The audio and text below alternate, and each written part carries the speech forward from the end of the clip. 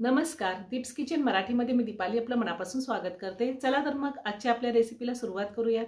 Corn fried rice करण्यासाठी मी ते 2 cup basmati rice घेतला होता। तो स्वच्छ पाण्याने धुवून 10 ते 15 मिनिटं पाण्यामध्ये भिजत ठेवला होता आणि त्यानंतर आपण बिर्याणीला जसा तांदूळ शिजवून घेतो अगदी तसाच शिजवून घेतलेला आहे। 1 वाटी कॉर्न घेतलेत आणि तेही मी पाव चमचा पाण्यामध्ये मीठ घालून 10 मिनिटं उकडून घेतलेले आहे। अर्धी वाटी ढोबळी मिरची घेतली, ती बारीक कट करून घेतली। अर्धी वाटी गाजर घेतले, तेही बारीक कट करून घेतलेले। कांद्याची पात घेतली मी थोडी, तीही बारीक चिरून घेतलेली आहे। 3 हिरव्या मिरच्या बारीक कट करून घेतल्यात। 2 चमचे बारीक चिरलेला लसूण घेतलाय मी। हा लसूण चॉपर मध्ये बारीक करून घेतलेला आहे। आपल्याला 1 चमचा बटर लागणार आहे, अर्धा चमचा काळी मिरी पावडर, 1 चमचा सोया सॉस, 1 चमचा व्हिनेगर, 1 चमचा चिली फ्लेक्स घेतले, चवीनुसार मीठ लागणार आहे आणि थोडं तेल लागणार आहे। मी गॅसवर कढई ठेवलेली, त्यामध्ये बटर घालतीये, त्यातच 1 चमचा तेल घालतीये, 1 मोठा चमचा।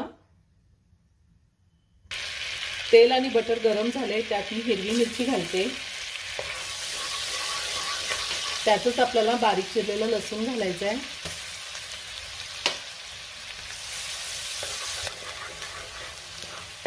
1 मिनिटभर मी चांगलं परतून घेणार आहे।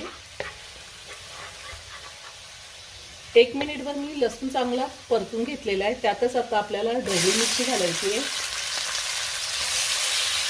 गाजर घालायचं आहे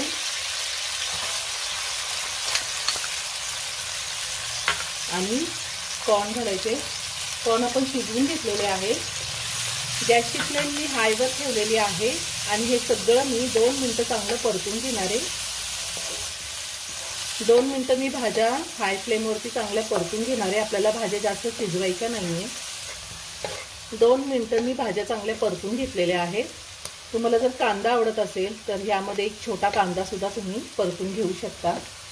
आता त्यातच मी 1 चमचा व्हिनेगर घातलेले, 1 चमचा सोया सॉस।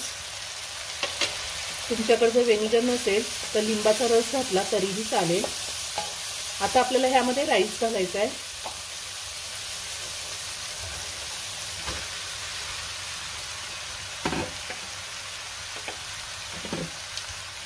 काळी मिरी पावडर, चिली फ्लेक्स आणि चवीनुसार थोडं मीठ घालायचंय।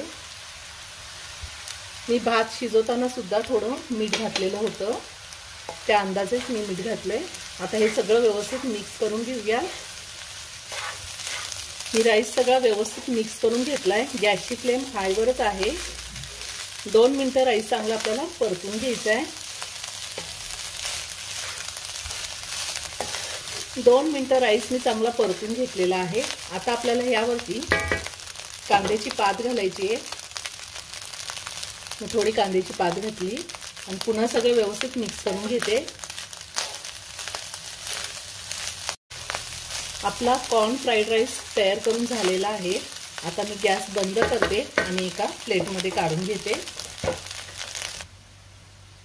खूप छान झालाय राईस, एकदम मस्त सुटसुटीत झालेला आहे आणि चवीलाही तितकाच छान होतो। गरमागरम कॉर्न फ्राइड राईस तयार करून झालेला आहे। खूप छान झालाय आणि अगदी साध्या सोप्या पद्धतीने होतो। घरात जे साहित्य उपलब्ध असतं त्यातच होतो। तुम्ही नक्की करून पहा। व्हिडिओ जर आवडला तर व्हिडिओला लाईक आणि शेअर करायला विसरू नका। रेसिपी आवडली असेल तर कमेंट करून नक्की कळवा। पुन्हा भेटूया अशाच एका छानशा साध्या आणि सोप्या रेसिपी बरोबर। धन्यवाद।